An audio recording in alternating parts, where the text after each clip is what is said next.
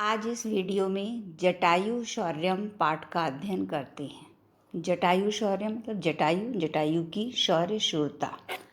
इस पाठ में जटायु और रावण के मध्य युद्ध का वर्णन है। जब रावण सीता को लेके जा रहा होता है तब जटायु से युद्ध करता है।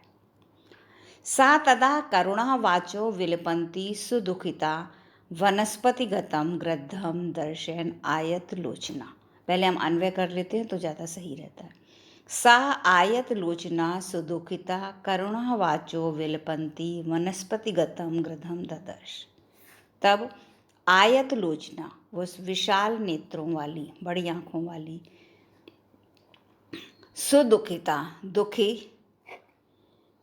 करुणा वचो विलपंती करुण वाणी से करुण वाचो वाणी से विलपंती विलाप करती हुई सा सीता ने।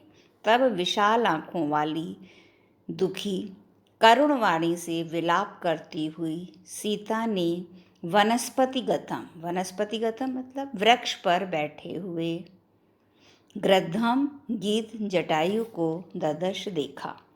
तब विशाल आंखों वाली दुखी करुण वाणी से विलाप करती हुई सीता ने वृक्ष पर बैठे हुए जटायु को देखा। जटायु पश्य माम आर्य ह्रियमाण अनाथवत अनेन राक्षणेन्द्र करुणम पाप कर्मणा। आर्य जटायु अनेन करुणम पाप कर्मणा राक्षसेन्द्रेण अनाथवत ह्रियमाणम माम पश्य। फिर सीता बोली, हे श्रेष्ठ जटायु, आर्य जटायु, हे श्रेष्ठ जटायु, अनेन करुणम पाप कर्मणा, इस पाप कर्म करने वाले के द्वारा राक्षस के द्वारा अनाथवत करुणम ह्रियमाणम माम पश्य, अनाथ के समान तथा करुणापूर्वक ह्रियमाणम हरण की जाती हुई माम पश्य मुझे देखो। हे जटायु, हे श्रेष्ठ जटायु, आर्य के लिए संस्कृति हे श्रेष्ठ व्यक्ति जटायु, अनेन पाप कर्मणा, इस पाप कर्म करने वाले राक्षसों के मतलब राक्षसों के राजा के द्वारा अनाथवत ह्रियमाणम, अनाथ के समान तथा करुणम ह्रियमाणम, करुणापूर्वक हरी जाती हुई माम पश्य, मुझे देखो। तम शब्दम अवसुप्तस्तु जटायुस्तु शुश्रवे निरीक्ष रावणम क्षिप्रम वैदेहीं ददर्श च। अथ अवसुप्तः जटायु तम शब्दम शुश्रवे सह रावणम निरीक्ष क्षिप्रम वैदेही च ददर्श। अथ अवसुप्तः जटायु, तब सोए हुए जटायु ने तम शब्दम शुश्रवे, उनके शब्द को सुना, सीता के शब्द को सुना। रावणम निरीक्ष, उसने रावण को देखकर क्षिप्रम वैदेहीन च ददर्श, और शीघ्र ही वैदेही सीता को च ददर्श देखा। तब सोए हुए जटायु ने ये शब्द सुना और उसने रावण को अच्छी प्रकार से देखकर शीघ्र ही सीता को देखा। तथा पर्वत श्रृंगास्त तीक्ष्णतुंडा खगोत्तमा वनस्पतिगतम श्रीमान व्यजहार शुभाम गिरम। ततः पर्वत श्रृंगावः तीक्ष्णतुंडः वनस्पतिगतः श्रीमान खगोत्तमा शुभाम गिराम व्यजहार। ततः फिर पर्वत श्रृंगा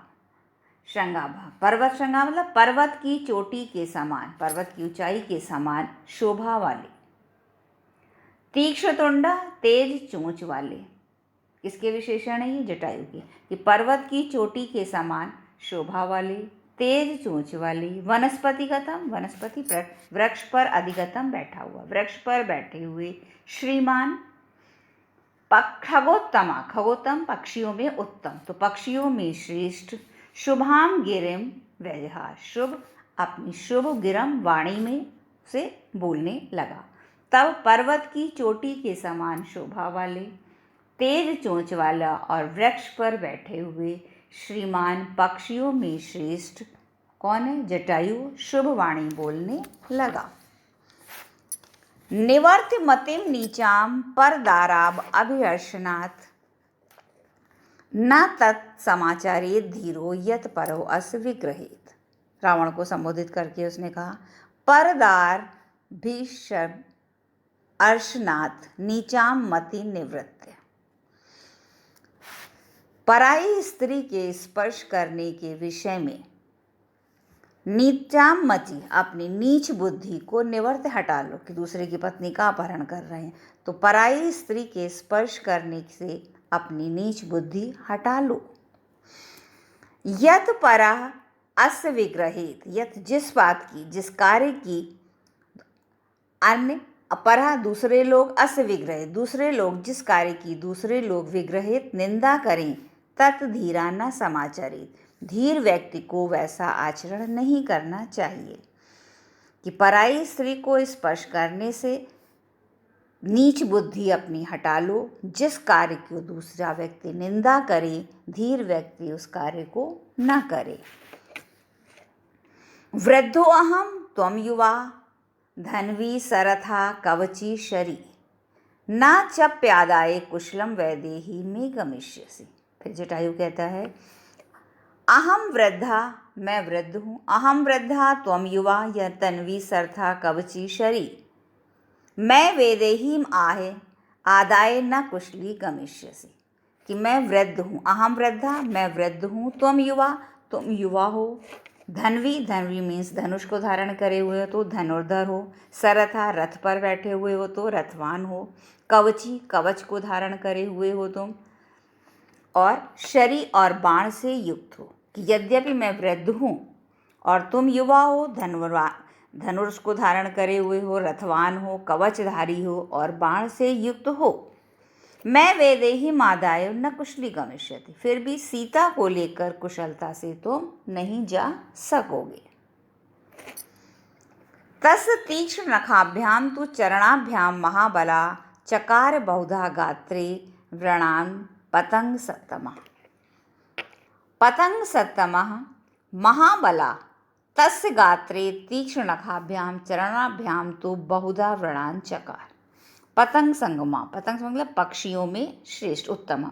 तो पतंगतमा पक्षियों में श्रेष्ठ, महाबला महान बलशाली, किसके लिए आया? जटायु। तो पक्षियों में श्रेष्ठ और महान बलशाली जटायु ने तस्य गात्रे, तस्य रावण के गात्रे शरीर पर, तीक्ष्ण नखाभ्याम अपने पैने नाखूनों से, तेज नाखूनों से, चरणाभ्याम पंजों से, बहु जघावरान जकार अनेक बार किए। तब पक्षियों में श्रेष्ठ महाबली जटायु ने रावण के शरीर पर, उसके शरीर पर पैने नाखूनों और पंजों से अनेक प्रकार से घाव किए। ततो अस शशरम चापम मुक्त मणि विभूषितम चरणाभ्याम महातेजा बहु पवश्चाश्च महाधनु। तथा महातेजसा अस्य रावणस्य शशरम चापम मुक्तम अपि विभूषितम महद्धनु चरणाभ्याम जगा। जब जटायु ने इस पर प्रहार किया तब क्या हुआ? महातेजसा, महान तेजस्वी ने, इस महातेजस्वी कौन आया? जटायु के लिए। तो इस महान तेजस्वी ने रावण के शशरम पापम मूर्ता मणि विभूषितम, कि रावण के बाण सहित मोतियों की माला, मोती की मणियों की माला से सुशोभित, उसका जो धनुष था वो मोती मणियों की माला से सुशोभित था, बाण सहित मोती की मणियों से सुशोभित महाधनु चरणाभ्याम बबाज, विशाल धनुष को अपने पंजों से, चरणा पंजों से वब्रज तोड़ डाला। तब महान तेजस्वी ने इस रावण के बाण सहित मोती की मणियों से सुशोभित विशाल धनुष को पंजों से तोड़ दिया। सह भग्न धनता विरथो हताश्वश हतसारसी अंकेन आदाय वैदेही पपात भुविम रावण। सह भग्न धनवा विरथा हताशा हतासारसी रावणा अंकेन वैदेही मादाय भुविम प्रपात। सा भग्न धनवा, धनवा मतलब धनुष, धनुष जिसका टूट गया हो। विरथा रथ रहित हो गया हो, रथ टूट गया है, रथ विरथ रथ से रहित।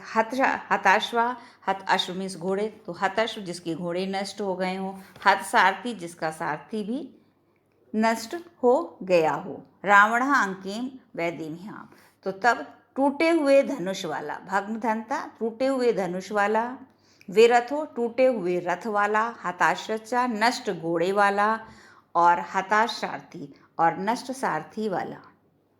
रावण अंकेन वैदेही, रावण गोद में सीता को, वैदेही माधव सीता को लेकर भुविम प्रपात, पृथ्वी पर आ गिरा।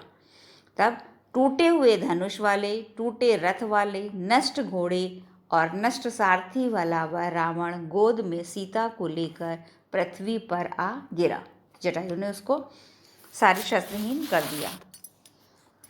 संपर्शस्व वैदेही वाम अंकेन रावण तलेन अभिजगानो आशु जटायुम क्रोध मूर्छिता। क्रोध मूर्छितः रावणः वामेन अंकेन वैदेहीं संपर्युद्यस्य जटायु तलेन आशुम अभिजगान।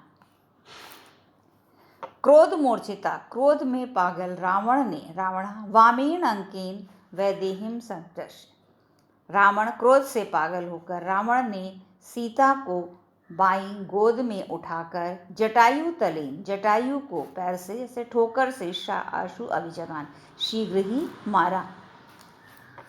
तब क्रोध में पागल रावण ने सीता को बाई गोद में उठाकर जटायु को ठोकर से पैर से शीघ्र मारा। जटायुस्तम अतिक्रम तुंडेन अस्य खगाधिपता वाम बाहु दश तथा व्यपहार अरिंदमः।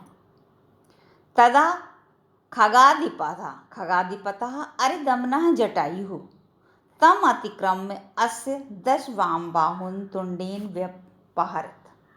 तदा खगाधिपतः, तब खगाधिपति मतलब पक्षियों का स्वामी, पक्षियों का राजा, तो तब पक्षीराज अरिदमना मतलब शत्रुओं को नष्ट करने वाला, अरि मतलब शत्रु, दमना अरु को शत्रुओं को नष्ट करने वाले, तब पक्षियों में श्रेष्ठ या पक्षियों के स्वामी,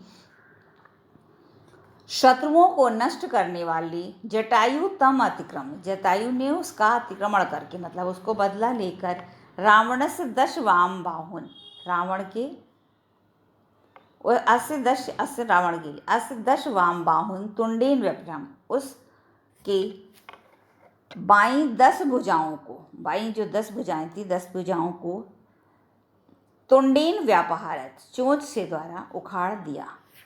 तत्पश्चात पक्षीराज शत्रुओं को नष्ट करने वाले जटायु ने उसका अतिक्रमण करके उसकी बाईं 10 भुजाओं को चोंच के द्वारा उखाड़ डाला।